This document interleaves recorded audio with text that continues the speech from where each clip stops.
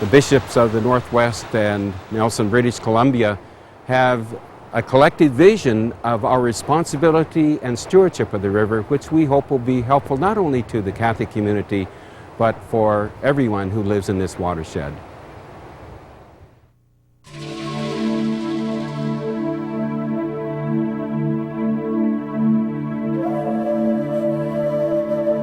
God created it. Native peoples called it Chewana, Great River, source of human life for 12,000 years, home to Salish, Kootenai, Cayuse, Flathead, Nez Perce, Colville, Yakima. This living water is so important to all of God's creatures. God created Mother Earth for our use, and we, as His creatures, also need to take care of these many things that the Creator has given us. Water is, for Christians, is very central to our Christian life, because Jesus chose water as a sacrament which initiates us into His body in the world, the church. And water is very connected with life.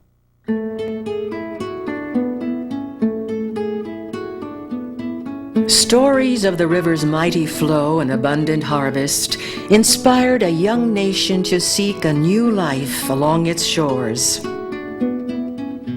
They called it Columbia, mighty river of the West, an American promised land. The Meadow Valley was my home when I grew up as a child and youth. My parents owned an apple orchard on the banks of the Meadow River, about 16 miles upriver from the Columbia. It was a wonderful place in which to grow up. In the early years, I remember before we had electricity on our farm that we drew water from the river. It was that pure to drink. The wonderful river of salmon. I remember looking at the river, as our family did constantly in summer and early fall, looking for the big salmon that would come up the river to spawn. The wildlife along the river and the wonderful watershed itself, all speaking of just a very rich environment.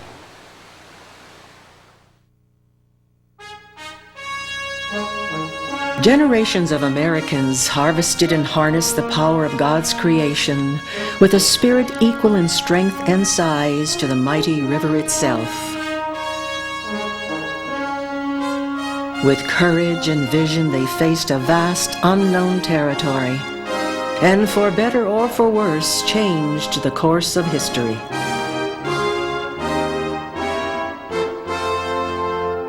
Many years ago, when my father was teaching down at Creston, Washington, I was about 6 years old then, and we decided to take a trip down to Peach, Washington, which was part of their school district. And as we were going down, my dad was mentioning the fact that this was going to all be underwater when Grand Coulee Dam went in. And I immediately got very, very afraid that that was going to happen before we got out of there. So we went down to Peach and took pictures, and all I could think of was, let's get out of here before the water comes.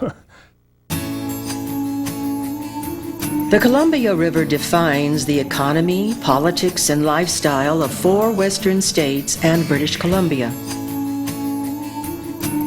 The 4th largest river in North America and its tributaries create a 260,000 square mile watershed. Flowing over 1,200 miles from Columbia Lake to the Pacific Ocean, its life-giving waters bestow beauty and abundance in all directions.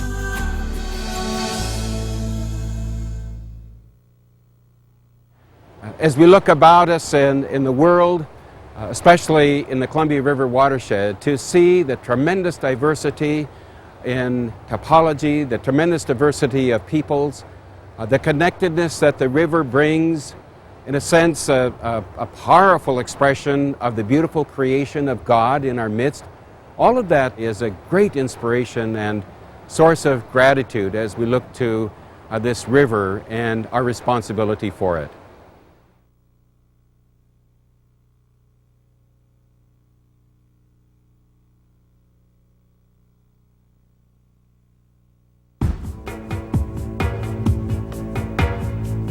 Today, over 10 million people live, work, and play in the Columbia River Watershed.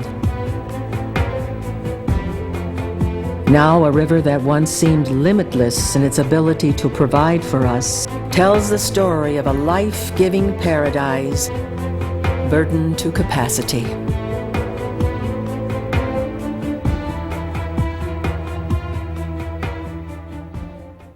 Getting our wheat from here down to the Central Ferry on the Snake River costs us about 24 cents a bushel.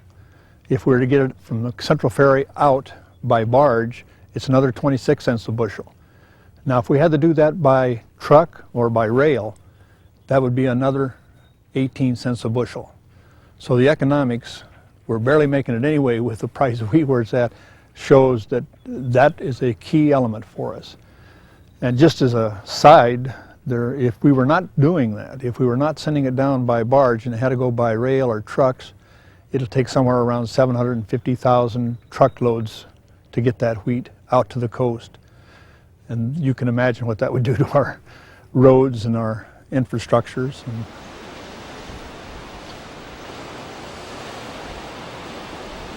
We're learning from our studies and those of others the many ways in which we've been changing not only the Oregon ocean ecosystems, but watersheds that connect with it, such as that of the Columbia River.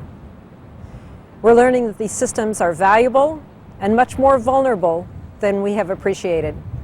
Relatively recently, we've begun to understand that humans depend on ecological systems for the services that are provided, and they include things like detoxification of pollutants, the generation of fertile soil, the provision of habitats, moderation of climate. Those are all services that are provided from ecological systems.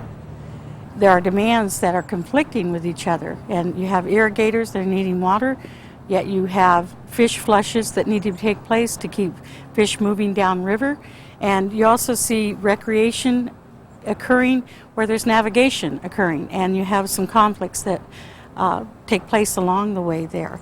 So it's from the management perspective, it's quite challenging to remember to try to do a fair balancing of all the needs of the river and to keep everyone's purposes met. The Columbia River Watershed is a paradise we can preserve. The challenges are no greater than those faced by our ancestors. The future is yet to be told. It is ours to create. I think 98% of our body, if I remember my biology from school, is made of water, and we require water to live. And so we have to be so sensitive and use water so responsibly. I know that even since I began working on this pastoral letter for the Columbia River, I'm more conscious of the water I use showering in the morning and the water that I drink during the day, and I try not to be careless with this wonderful resource, which is so central to life, human life for all of us, and so central to our Christian understanding of life. The ways that we generate our energy and use energy, the ways we manage our forests, the kinds of food that we choose to eat, and the ways in which we grow it, the ways in which we use water, all have important ramifications for the continued health of ecological systems. Something has to begin happening, and what I see as an important step in the right direction is to begin communication among the user groups and really try to understand the other's needs. And I think in that communication we'll begin to hear one another and maybe not answer all the questions, but begin to make room for each of us to use the river in the way that we best want to use it. Each generation has its own story. We've seen centuries of exploration and building. The mission and vision of the 21st century can be one of preservation. Those who came before us have met the challenges and the opportunities of this great region with ingenuity and good faith. Where do we begin? We began with listening sessions. We heard from different constituencies about how they see the river and some of the problems in the river and how they would see the future of the river unfolding in a responsible way so that the resources could be used for the benefit of all. From that, we developed a vision for the river, drawing from our theological and biblical tradition, which would contribute to how we saw this gem of a creation for all people. And from that vision, we came up with 10 concrete points.